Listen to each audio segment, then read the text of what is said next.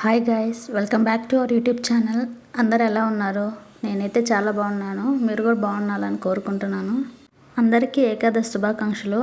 ఈ వీడియోలో ఏకాదశి రోజు వెంకటేశ్వర స్వామికి ముడిపు ఎలా కట్టుకోవాలి, అలాగే క్విక్గా ప్రసాదాలు ఎలా చేసుకోవాలో చూపిస్తాను, చూసేయండి.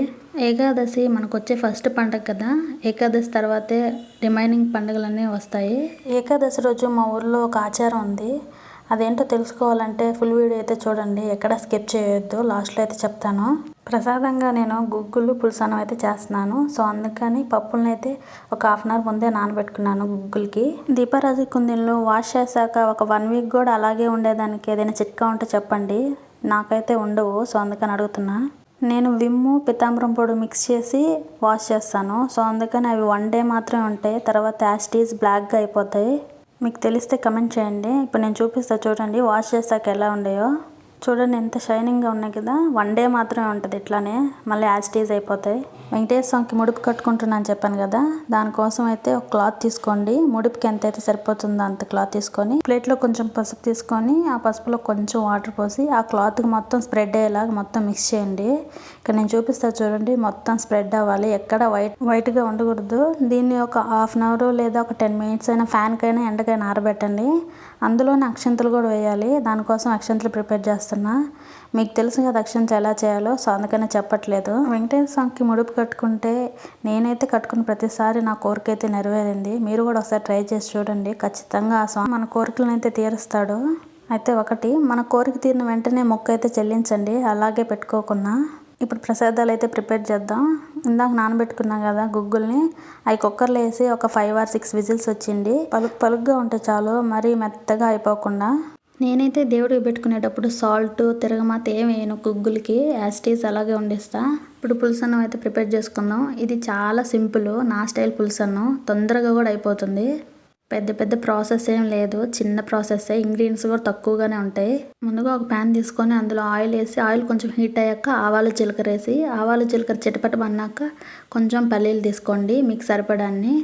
అవి కొంచెం ఫ్రై అయ్యాక పచ్చెనపప్పు మినప్పప్పు వేసుకోండి. అందులోనే ఒక పచ్చిమిర్చి ఒక ఎండుమిర్చి అయితే యాడ్ చేశాను నేను. మీరు మీ స్పైసీకి తగ్గట్టు వేసుకోండి. పచ్చిమిర్చి కొంచెం వేగాక కరివేపాకు, అందులో కొంచెం సాల్ట్, కొంచెం పసుపు అయితే యాడ్ చేసుకోండి. కొంతమంది పసుపు ఎక్కువ వేస్తే పులుసన్నంలో స్మెల్ వస్తుంది అంటారు కదా, అలాగేం లేదు. పసుపుని ఆయిల్లో ఏం చేస్తే ఆ స్మెల్ అనేది రాదు, మనకు చూడడానికి కలర్ఫుల్గా కూడా ఉంటుంది. మీకు కావాలంటే అల్లం వెల్లుల్లి పేస్ట్ అని వేసుకోవచ్చు. నేను దేవుడికి పెడుతున్నా కాబట్టి వెల్లుల్లి వేసుకోలేదు, నార్మల్గా చేసుకునేటప్పుడు అయితే వేసుకుంటాం. అందులో లెమన్ జ్యూస్ వేసి కొంచెం సేపు అయితే బాయిల్ చేయండి, ఒక 2 minutes 3 minutes చాలు, ఎక్కువసేపు కూడా అవసరం లేదు. అంతే. అందులో రైస్ వేసుకొని మిక్స్ చేసుకుంటే పులుసన్నం రెడీ అయిపోద్ది. చాలా సింపుల్గా ఉంది కదా. నేనైతే ప్రతి పండగకి పులుసన్నమే చేస్తా, తొందరగా అయిపోతుంది, టేస్ట్ కూడా చాలా బాగుంటుంది. ఇక్కడ నేను చూపిస్తున్న ఫ్లవర్స్ 200. బెంగళూరులో 200కి అన్ని ఫ్లవర్స్ వచ్చాయంటే చాలా గ్రేట్. నార్మల్గా బయట అయితే అన్ని రావు. మేము తీసుకుని ఎల్లంకలో నా హస్బెండ్ అయితే తీసుకొచ్చాడు పండగని. బెంగళూరులో ఫ్లవర్స్ అస్సలు కొనలేము. ఒక 100 రూపీస్కి కూడా ఒక 10 or 5 ఫ్లవర్స్ అయితే వస్తాయి, రోజా పూలు అలాంటివి. ఇంకా మల్లెపూలు అయితే అస్సలు చెప్పనవసరం లేదు. మేము అందుకని ఎల్లంకలో కొంచెం చీప్గా ఉంటాయని అక్కడైతే తెచ్చుకుంటాం. అవి ఎంత కాస్ట్ అయినా పండగకి ఫ్లవర్స్ లేకపోతే ఎలా, సో అందుకని ఎంత కాస్ట్ అయినా మేమైతే తెచ్చుకుంటాం. ఫ్లవర్స్ పెడితే పటాలకి ఆ కలే వేరు కదా, అందులో మల్లెపూలు చాలా కలగా ఉంటారు. పూజ చేస్తుంటే మనసు చాలా ప్రశాంతంగా ఉంటుంది కదా, నాకైతే అలా అనిపిస్తుంది. అండ్ మీకు ఇక్కడ ఒక విషయం అయితే చెప్పాలి, కడ్డీలు రోజు వెలిగియొద్దు. అది చిన్నపిల్లలకు శ్వాస తీసుకోవడానికి ఇబ్బంది ఉంటుంది కదా. ఎప్పుడైనా అకేషనల్లీ ఓకే, డైలీ అంటే వద్దు. చిన్నపిల్లలకి క్యాన్సర్ అలాంటివి అయితే వస్తాయి, వెలిగించొద్దు, అవాయిడ్ చేయండి. మీరు వెలిగిస్తున్నారు కదా అని అనుకోబాకండి. నేనైతే డైలీ వెలిగిను, ఈరోజే వెలిగించాను. అది కూడా తగ్గించుకోవడానికి ట్రై చేస్తాను. కడ్డీలు లేకున్నా కూడా పూజ చేసుకోవచ్చు కదా, దేవుడేం చెప్పడు కదా. మనకు ఫస్ట్ పిల్లల హెల్త్ ఇంపార్టెంట్, సో అందుకని నేను చెప్తున్నాను, బ్యాడ్గా అయితే అనుకోవద్దు. ఇప్పుడు ముడిపు అయితే కట్టుకుందాం. ఇందాక డ్రై చేసుకున్నాం కదా ఎల్లో క్లాత్ని, దాంట్లో కొంచెం అక్షంతలు ఒక 11 రూపీస్ లేదా 101 రూపాయి అయినా కొన్ని ఫ్లవర్స్ అయితే కట్టి ముడేసి దేవుడి కాడ అయితే పెట్టండి. కట్టే ముందు మీ కోరికను అయితే తలుచుకొని కట్టండి. నేనైతే ఇది సెకండ్ టైం ముడుపు కట్టడం. నేను ఫస్ట్ టైం ముడుపు కట్టినప్పుడు నా కోరిక తీరింది, మీ కోరిక కూడా తీరాలని కోరుకుంటా. పూజ అయితే నేను చేశాను. టెంకాయ మాత్రం నా హస్బెండ్ కొడుతున్నాడు.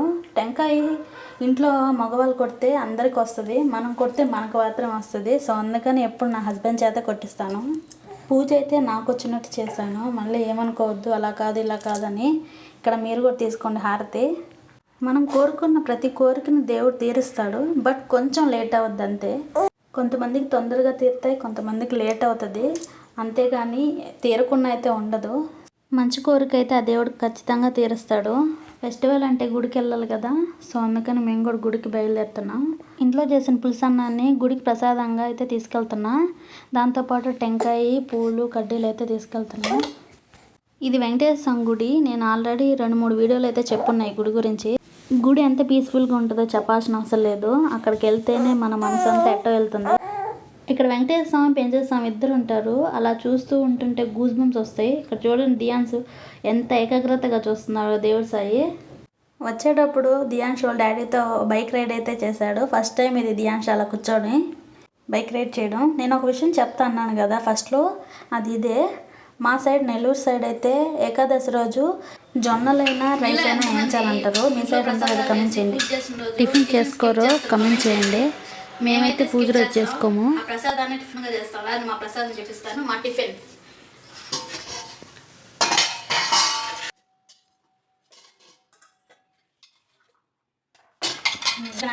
ఇదే మా ప్రసాదం.